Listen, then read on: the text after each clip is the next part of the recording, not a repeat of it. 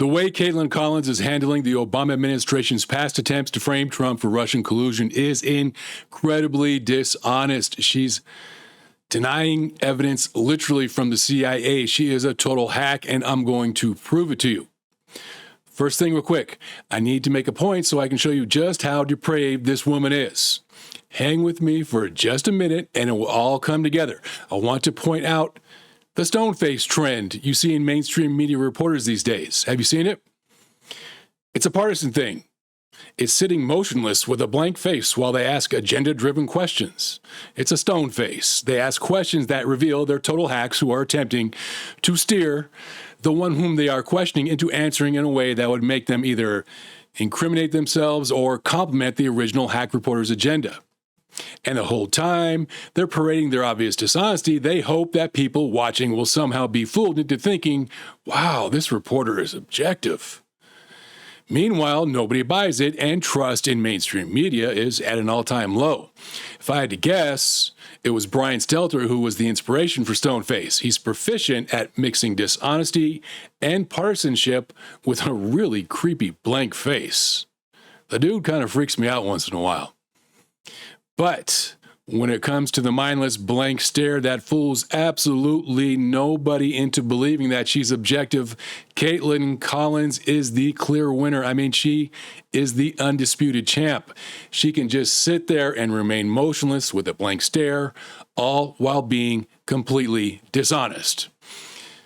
And you know what? This fools people on the left, and I'm pretty sure this is why CNN hired her. She certainly didn't get hired because she is thought-provoking, honest, and sincere. That's simply not the truth.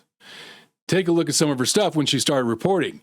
She worked for Tucker Carlson at the Daily Caller, and she also worked for Fox News back in the day. Some of her greatest hits at the Daily Caller included, I quote, "The Ice Bucket Challenge hipsters. These Guantanamo detainees did it first." Apparently, 11 years ago, having a bucket of water thrown you was some kind of challenge, but Kaitlan stepped in and wanted us to know that this was all just laughable because there were Guantanamo detainees who were allegedly waterboarded first. Those men, according to Kaitlan, were the true champs. This was supposed to be humorous, too. There was also the hard-hitting reporting on whether or not Obama's daughter's skirts were too short, followed up by Emily Ratajkowski's underwear doesn't match, and how can we ever forget her report on Syrian refugees escaping from the Assad regime, why they should be accepted because they were Syria sly hot. I mean, she managed to alienate even her own base with this one. And finally, she even denounced George Soros in a live report on Fox News. Good morning. Okay, so George Soros is this foreign-born left-wing guy who essentially wants to change the nature of our country. And in this data dump, one of the memos was about the refugee crisis. And they made 3 points. They think that they've been successful at influencing immigration policy across the world. They think that the refugee crisis is an opportunity to continue doing so. And they think the refugee crisis is the new normal. And George Soros is this guy who is a staunch advocate for open borders. Now, here's the thing. I understand that everyone has to start somewhere. Even in the world of reporting, it's okay that she used to work for Fox and Tucker. Let's be real. Reporters out there are just looking for a job just like everyone else in their chosen profession. And my guess is that she's not the only one to have done this, too. There's probably many more. What gets me about Kaitlan is not who she worked for, but how she went about her business. Her reporting reveals her to be brainless. In her report for Fox on George Soros, she's giggling like a schoolgirl, and it's clear she never even knew who Soros was before she got on the air. I mean, how does that even happen? This is an honest question, too. I don't like to be like this, but was she having sex with someone or something? I mean, I don't know. I'm being honest here. How do you get a live piece on air of a major broadcast network station without even knowing anything at all about your subject? I mean, I'm sure they give test runs to people who they might think have a good look for a new role in some new department or something like that, but this girl literally knew nothing. It's kind of inconceivable to me. Her entertainment pieces were brutal too. Entertainment pieces now, naturally, they're limited in scope because, after all, they are entertainment pieces. But even within the framework of those limitations, the things she wrote are incredibly dumb. Who would think Syrian women escaping from Assad should be let in because they are sly hot? It's dumb. Fast forward to today, she's now CNN's most watched reporter.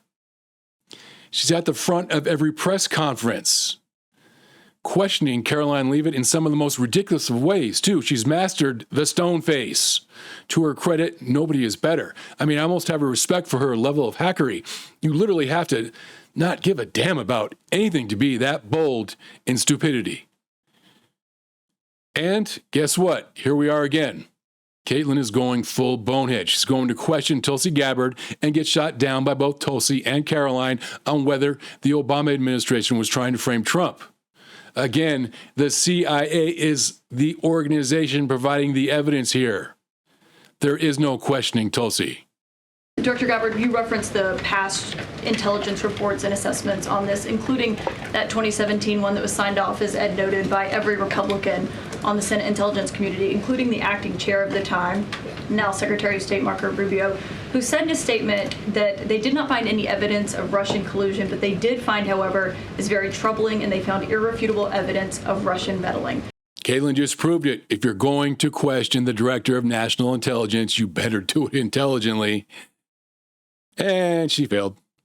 She opens by failing to understand that intelligence reports are not given by the Senate Select Committee on Intelligence. This is a pecuniary committee. The Select Committee appropriates funds to different parts of the intelligence community.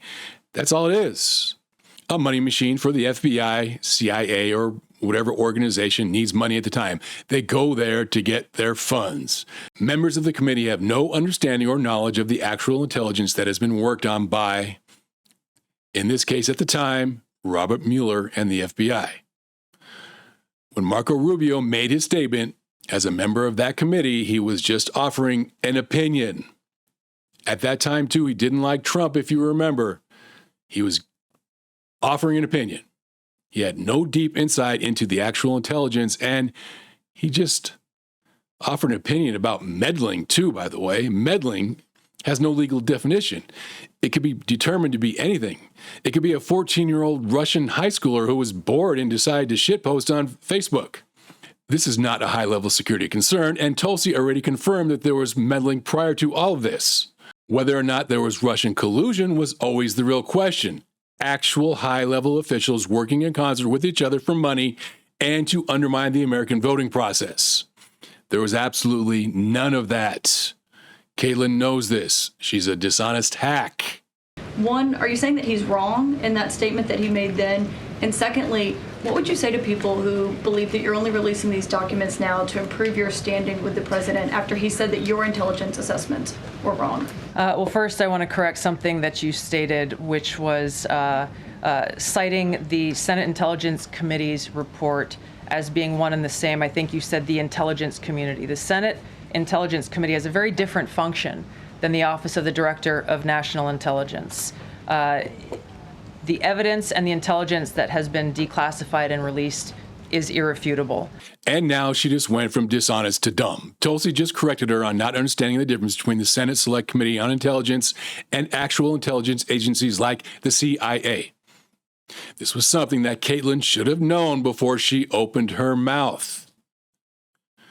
John Ratcliffe, current director of the CIA, supports Tulsi 100%. As a matter of fact, it was Ratcliffe who initiated the process of releasing actual intelligence files on Obama at the CIA. It's Ratcliffe who supports the conclusion that Obama administration officials manufactured a narrative about Russians' actions in order to undercut President Trump at the time. Like Tulsi said, the evidence is irrefutable.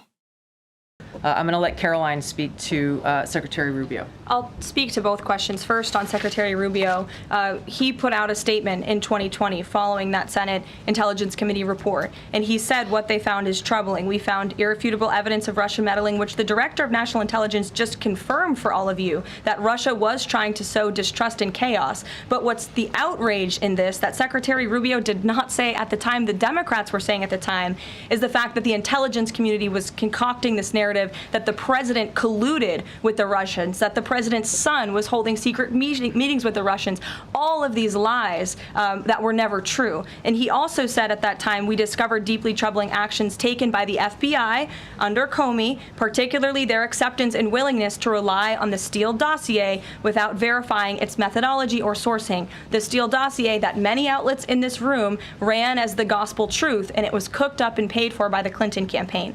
Karoline just cleans it up and shoves it in Kaitlan's face. None of this was ever about meddling.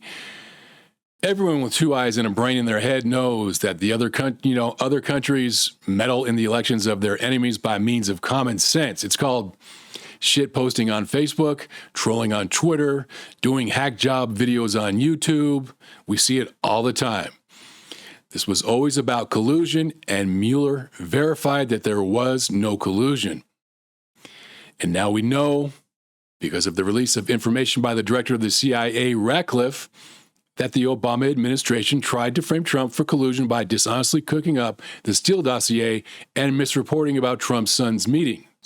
As for your second question, Kaitlan, I think who is saying that she would release this to try to boost her standing with the president? Who has said that? Well, the president has publicly undermined her when it came to Iran. He said she was wrong. He told me that she didn't know what she was talking about. That was on Air Force One on camera.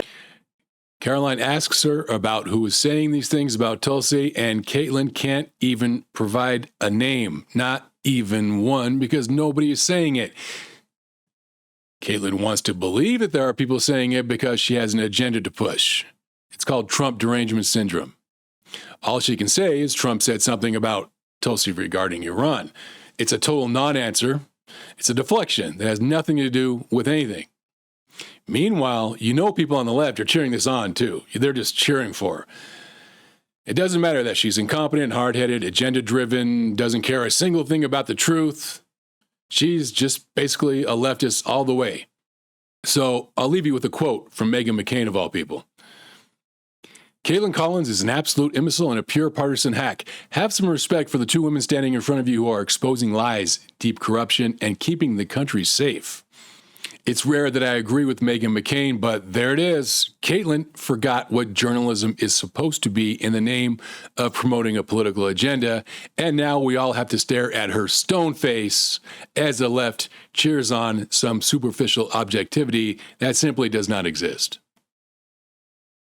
And that's it. Take care, everybody.